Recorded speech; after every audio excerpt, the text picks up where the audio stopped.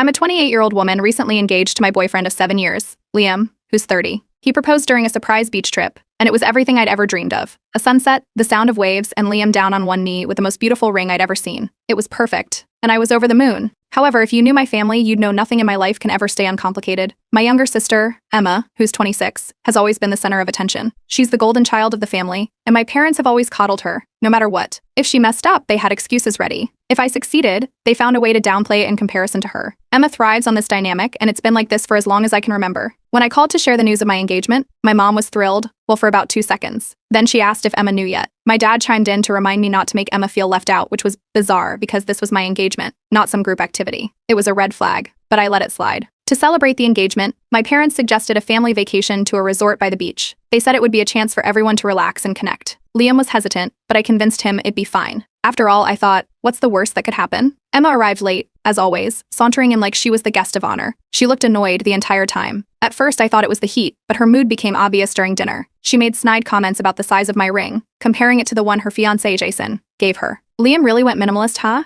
She said, laughing. Jason looked uncomfortable, but nobody said anything. It was classic Emma. She'd always find a way to ruin the moment without being outright confrontational. The next day, we decided to take some family photos by the water. My mom wanted a picture of me and Emma together, holding hands, and I reluctantly agreed. Emma grabbed my hand and made a show of admiring the ring.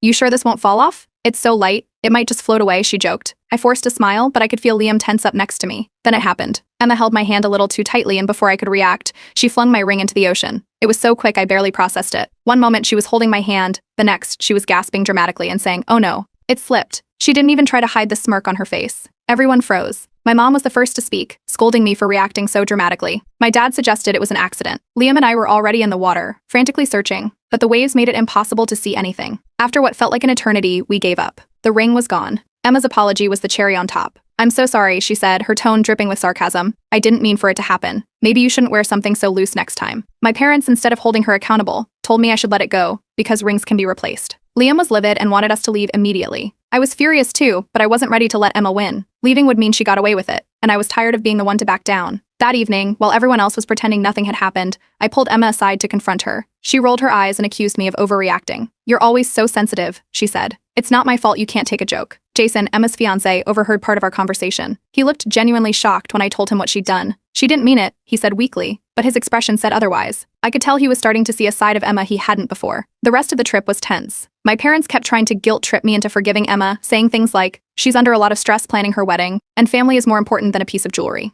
Liam stayed by my side, encouraging me to stand my ground. By the end of the trip, I knew this wasn't something I could just brush off. Emma had gone too far, and my parents